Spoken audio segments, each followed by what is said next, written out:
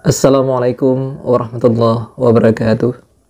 Alhamdulillahirabbil alamin wa bihi nasta'inu ala umurid dunya waddin. Asyhadu an la ilaha illallah wa asyhadu anna Muhammadan abduhu wa rasuluh la nabiyya ba'dah. Allahumma salli wa sallim wa barik ala sayyidina Muhammad wa ala alihi wa sahbihi ajma'in, amma ba'. Fa ya ibadallah, ittaqullaha haqqa tuqatih wa la tamutunna illa wa antum muslimun. Wa qala Allah Ta'ala fil Qur'anil Karim, a'udzu billahi minasyaitonir rajim. Bismillahirrahmanirrahim. Yarfa'illahu allazina amanu minkum wallazina utul ilma darajat. Shadaqallahul azim. Masyarul muslimin, para sahabat catatan fikih dimanapun kita semua berada, alhamdulillah kita dapat berjumpa kembali pada hari yang ke-13 Ramadan ini.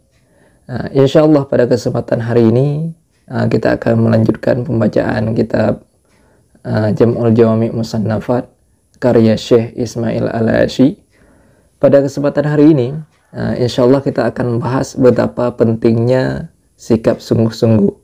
Malahan dalam pepatah Arab ada dikatakan manjadda wajada, barang siapa yang bersungguh-sungguh niscaya akan mendapat. Jadi langsung saja kita mulai materi kita hari ini. A'udzubillahi minasyaitonirrajim. Bismillahirrahmanirrahim. Dalam sebuah hadis Nabi SAW bersabda pada halaman 95 kitab Jam'ul Jawami' Musannafat, man talaba syai'an jaddan wajada. Sabda Nabi SAW, barang siapa menuntut ia akan suatu dengan sungguh-sungguh hatinya, niscaya mendapat ia akan sesuatu, sama ada ia segera ataupun lambat.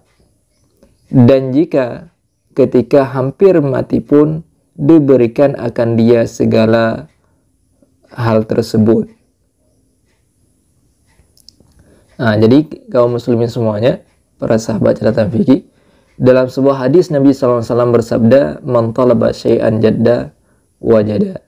Barang siapa ia mencari sesuatu dengan sungguh-sungguh, niscaya ia pasti akan mendapati apa saja yang ia cari.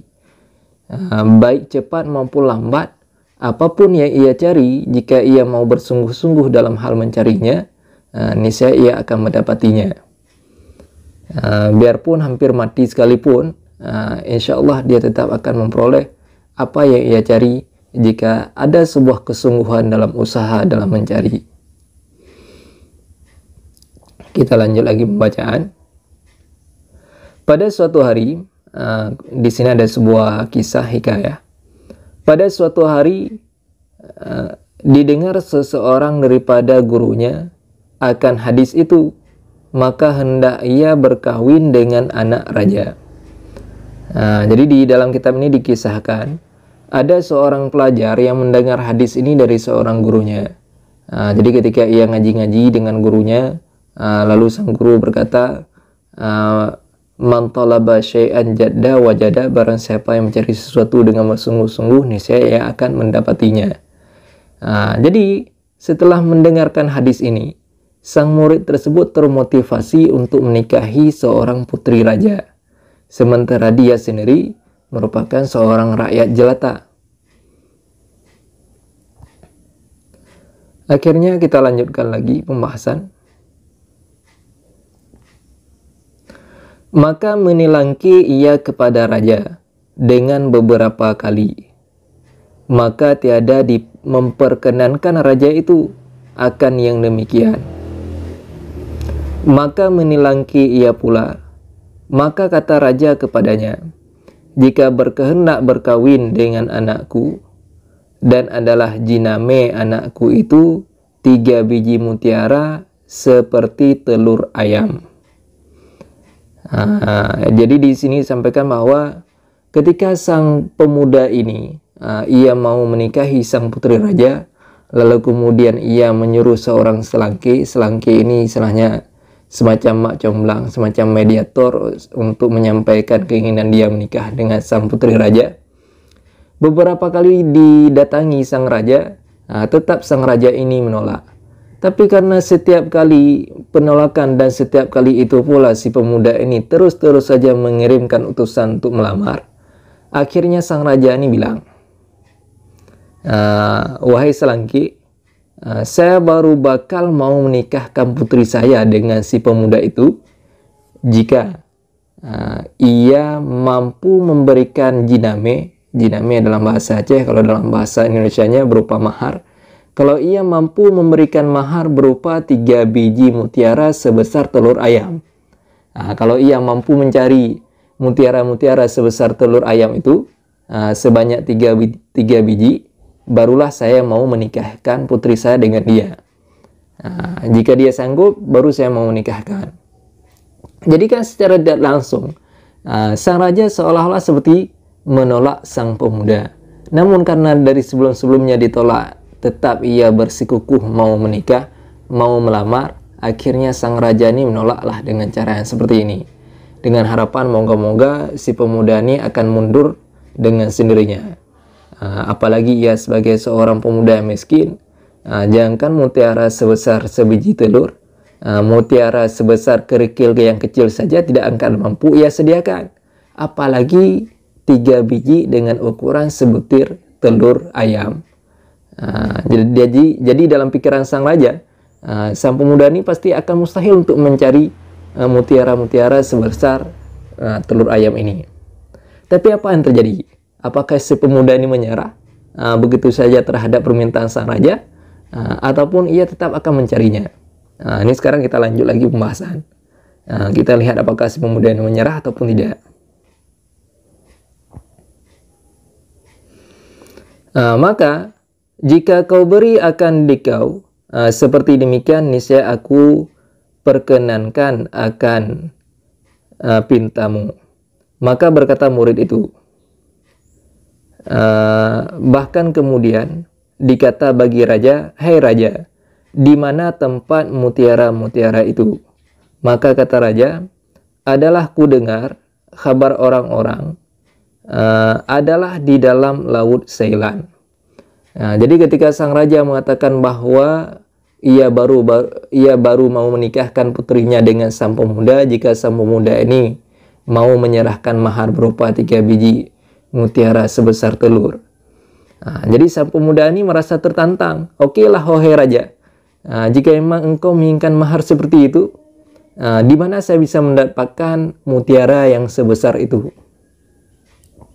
Akhirnya sang raja bilang, wahai pemuda, jika engkau mau mencarinya, saya pernah mendengar kabar dari orang-orang tua dulu, di Laut Pulan ada terdapat mutiara-mutiara yang sebesar-besar itu. Jika kamu mau, ya carilah di situ, kata sang raja. Akhirnya apa yang terjadi? Si pemuda ini langsung mendatangi tempat yang dimaksud oleh sang raja. Kemudian ia mulailah mencoba untuk mengosongkan laut. Dia ambil timba, kemudian dia tuangkan air lautnya ke arah yang lain. Intinya dia sedang menguras laut. Setiap hari, setiap waktu dia kuras laut ini, dengan harapan jika laut telah terkuras, telah kering, maka barulah ia bisa mendapatkan mutiara yang terdapat di dalamnya. Ketika melihat situasi yang demikian, Allah Ta'ala berfirman pada para malaikat, wahai malaikat, sampaikanlah kepada ikan-ikan yang ada di laut bahwa di daratan sana ada seorang pemuda yang sedang menguras air laut untuk mencari permata. Tanyakanlah pada ikan-ikan yang ada di laut, apakah kalian tidak takut bakal kekeringan laut? Ia akan menyebabkan kalian semua mati nantinya. Akhirnya turunlah para malaikat berkunjung kepada ikan-ikan yang ada di laut. Lalu para malaikat ini bilang pada para ikan, wahai ikan-ikan, ini kalian merasa santai-santai saja berada dalam laut, sementara di tepian laut sana ada seorang pemuda yang sedang menguras air laut. Apakah kalian nggak takut jika seandainya laut menjadi kering dan akhirnya kalian mati gara-gara lautnya dikuras? Coba kamu tanyakan pada sang pemuda itu apa kebutuhannya. Jangan sampai laut dikuras sampai kering nantinya. Akhirnya ikan-ikan yang ada di laut ini menepilah semua, lalu melihat si pemuda tadi yang sedang menguras lautan. Kemudian ikan-ikan ini bertanya pada sang pemuda, "Wahai pemuda, apa maksud geranganmu menguras air laut? Apakah engkau hendak menyebabkan kami semua mati kekeringan di dalam laut ini?" Akhirnya si pemuda ini menjawab, "Wahai ikan-ikan, saya sedang mencari mutiara-mutiara sebesar telur ayam sebanyak 3 biji." Akhirnya ketika para ikan telah mendengarkan, dibilang sama ikan, "Oh, kalau cuma itu yang kalian butuhkan, ini kami akan membantunya." Akhirnya ikan-ikan ini kembali lagi ke dalam lautan. Kemudian setiap ekor ikan membawa sebanyak sebutir mutiara sebesar telur ayam. Akhirnya penuhlah mutiara-mutiara sebanyak 1 karung. Lalu oleh sang pemuda, dia bawa pulanglah mutiara-mutiara ini ke istana sang raja. "Wahai raja, sekarang sudah saya dapatkan mutiara seperti yang engkau minta." Dan begitu dilihat oleh sang raja, rupa-rupanya sang pemuda ini bukan hanya 3 butir yang dia bawa, melainkan sekarung. Sehingga mau tidak mau, sang raja harus memenuhi janji yang telah ia janjikan. Sebagaimana di awal tadi, jika seandainya sang pemuda mampu membawa mutiara sebesar telur ayam sebanyak 3 butir, maka ia baru akan menikahkan putrinya dengan sang raja. Dan malahan sang pemuda ini bukan hanya 3 butir dia bawa, sekarung mutiara yang ia bawa untuk sang raja sebagai mahar untuk meminang anaknya. Setelah itu sang pemuda ini kembali lagi ke sang gurunya. "Wahai guru, apa yang kau sampaikan ini benar. Hadis yang kau sampaikan tadi, yang kemarin-kemarin saya dengar di pengajian, man talaba syai'an jadda wajada, barang siapa yang mencari sesuatu dengan sungguh-sungguh, niscaya ia akan mendapat. Dan hari ini saya sudah mendapatkan apa yang saya mau. Saya sudah mendapatkan istri sebagaimana yang saya mau, istri seorang anak raja." Makanya pelajaran penting bagi kita semua, biarpun mungkin kisah ini hanya sebagai sebuah ilustrasi, penting sekali apalagi kita sebagai seorang pelajar atau apapun profesi kita dalam menjalani kehidupan di dunia ini, betapa pentingnya sikap bersungguh-sungguh. Karena dengan bersungguh-sungguh akan memotivasi kita untuk senantiasa bersemangat dalam mengerjakan apapun pekerjaan-pekerjaan kita semuanya. Terutama dalam hal beribadah, kita mestilah bersungguh-sungguh dalam hal beribadah. Apalagi di tengah-tengah bulan Ramadan yang mulia ini, kita bersungguh-sungguh untuk tilawah Quran, bersungguh-sungguh belajar, bersungguh-sungguh menambah amalan, dan lain-lain sebagainya. Karena kenapa? La'allakum tattaqun, moga-moga menjadi orang yang bertakwa.